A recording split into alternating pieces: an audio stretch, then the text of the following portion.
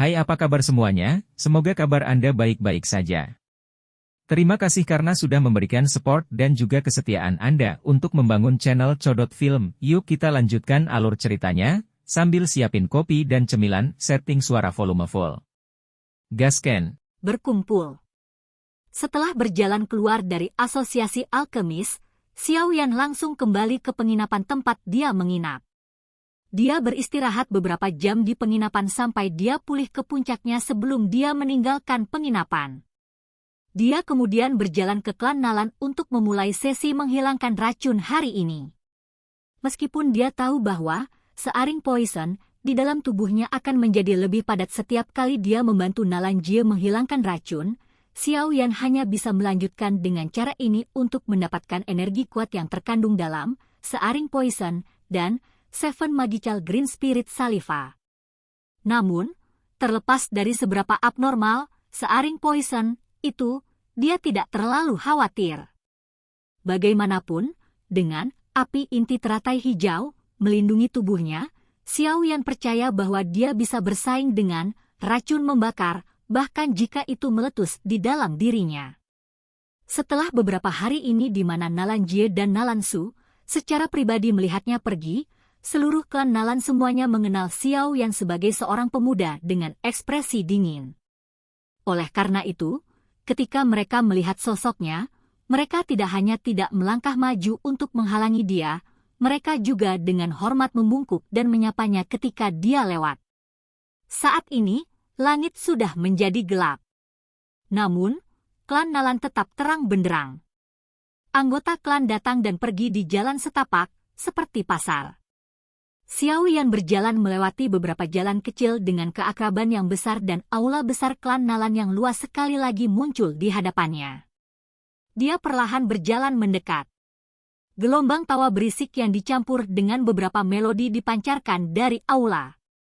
Ini menyebabkan Xiaoyan yang menyukai ketenangan sedikit mengernyit.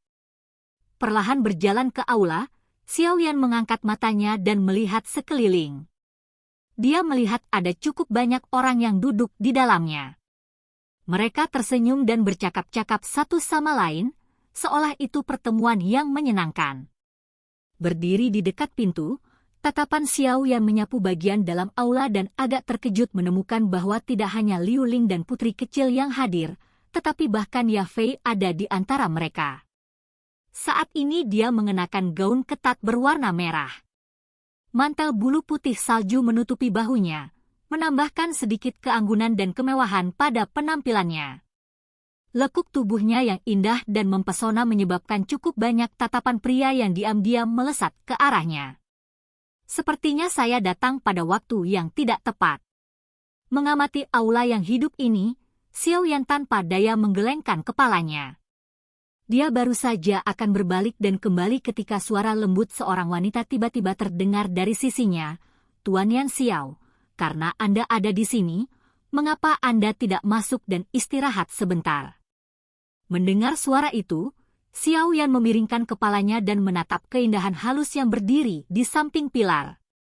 Wajahnya yang acuh tak acuh tanpa sadar menjadi sedikit lebih hangat. Namun, mengikuti setelah itu, wajahnya sekali lagi menunjukkan ketidakpeduliannya saat dia berkata, tidak perlu. Nalan Xiaojie, saya suka keheningan dan sangat tidak menikmati pemandangan seperti ini. Keindahan yang muncul di samping pilar secara alami adalah orang paling berharga dari klan Nalan, Nalan Yanran. Dia saat ini berdiri dengan cantik di dekat pilar. Wajahnya yang indah dan tak tertandingi mengandung senyuman lembut. Lengan lebar, pakaian berwarna bulan yang hanya bisa dipakai oleh anggota Misty Cloud Sector, kadang-kadang memperlihatkan lekuk anggun di bawahnya. Ketika membandingkan sosoknya, dia tampaknya tidak lebih buruk dari Ya Fei. Namun, aura mereka sangat berbeda. Melihat Nalan Yanran saat ini, Xiaoyan tidak bisa tidak mengakui bahwa selama 3 tahun ini, dia memang telah berubah dari pemuda manja saat itu menjadi wanita dewasa saat ini yang memiliki kehadiran yang halus. Untuk wanita seperti itu, tidak aneh jika seseorang mengatakan bahwa dia dirayu oleh semua pria dalam jarak ribuan kilometer. Namun, Terlepas dari bagaimana Nalan Yanran berubah, yang tercetak di benak Xiao Yan seperti merek selalu gadis manja yang dengan paksa memutuskan pertunangan di klan Xiao, membuat hal-hal sulit bagi ayahnya saat itu. Oleh karena itu, sulit bagi Xiao Yan untuk menunjukkan ekspresi yang baik padanya. Tuan Yan Xiao, aku mendengar bahwa selama tes internal asosiasi alkemis kali ini, hasilmu cukup bagus. Nalan Yanran telah melihat wajah dingin Xiao Yan setiap kali mereka bertemu selama beberapa hari ini.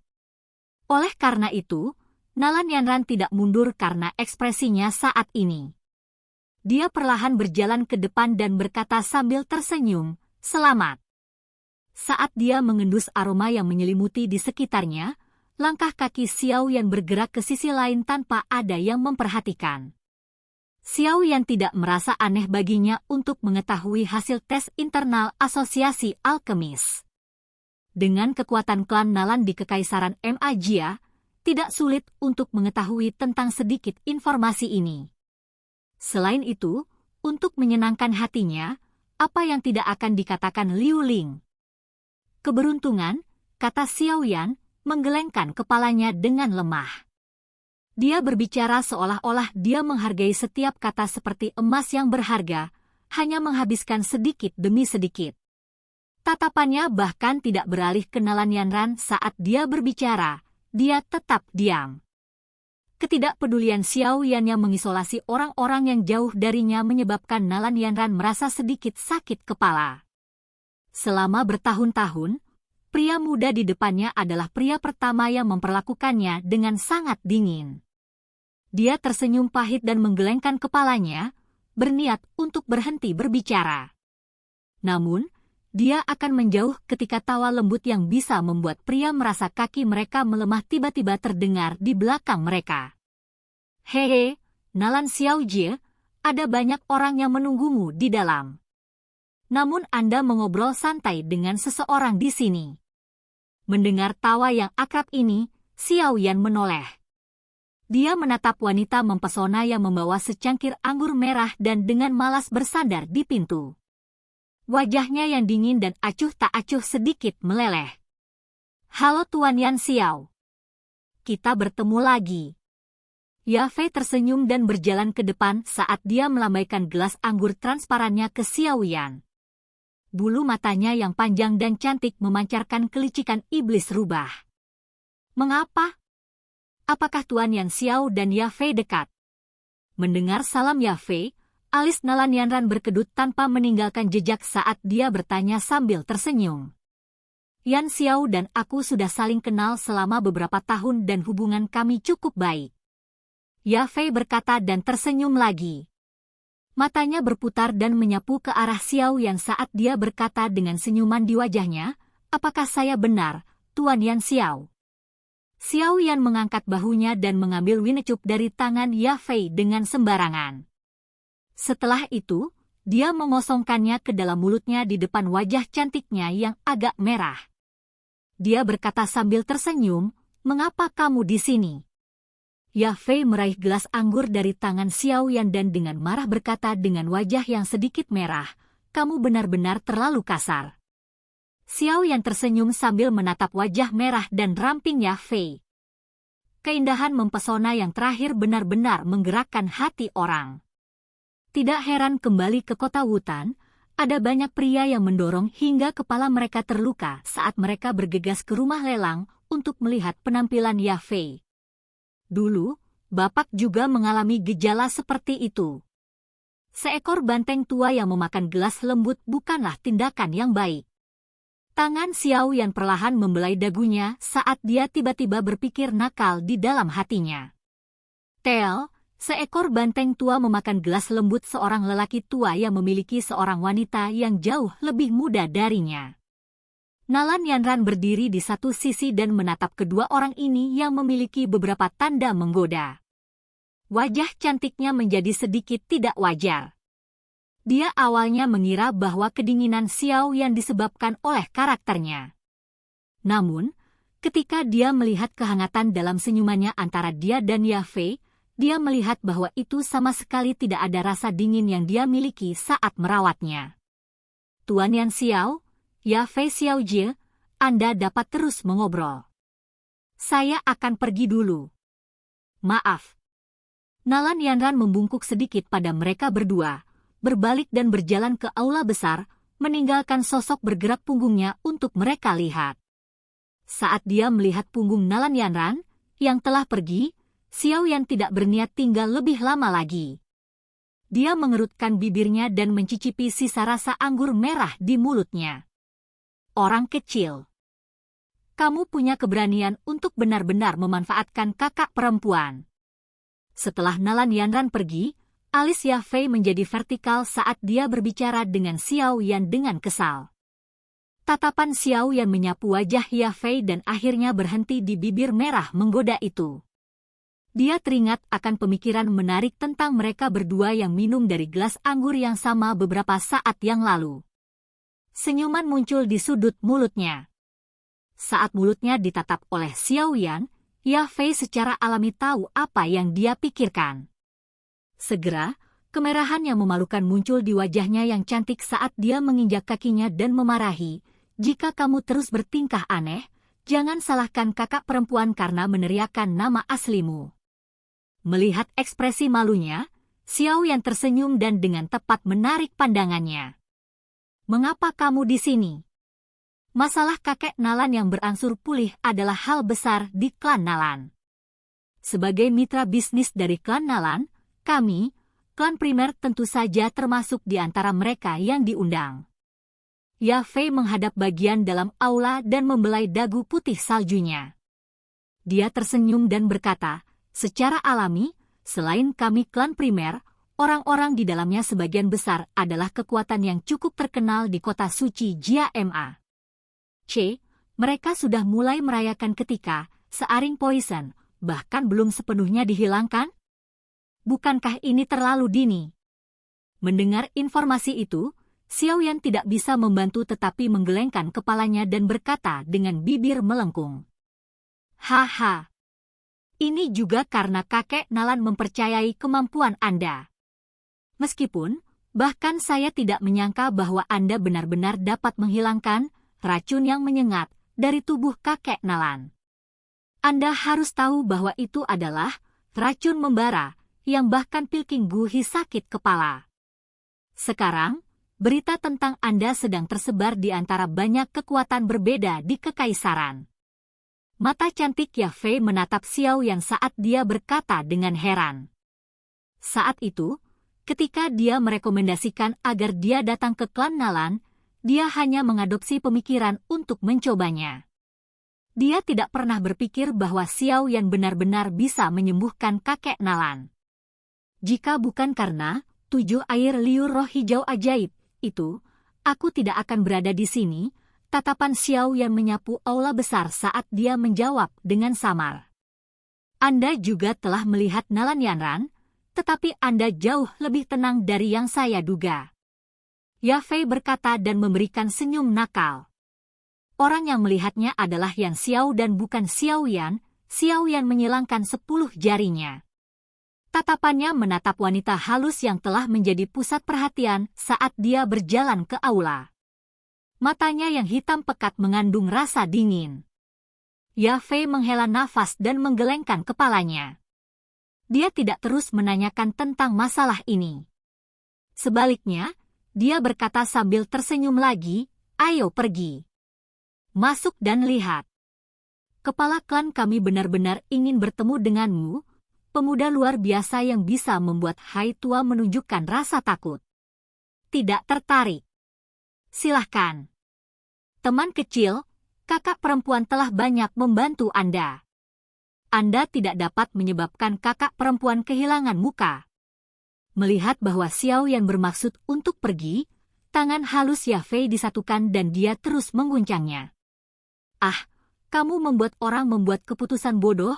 Ya Fei lahir dengan aura yang mempesona. Menambahkan gadis kecil ini dengan cara seperti itu, Xiaoyan hanya bisa tersenyum pahit dan menggelengkan kepalanya pada serangan visual ini. Dia melambaikan tangannya dan tanpa daya berkata, "Baiklah. Ayo dan lihat." Melihat Xiaoyan setuju, kegembiraan segera muncul di wajah cantik Ya Fei. Wajah gadis kecil itu langsung menghilang.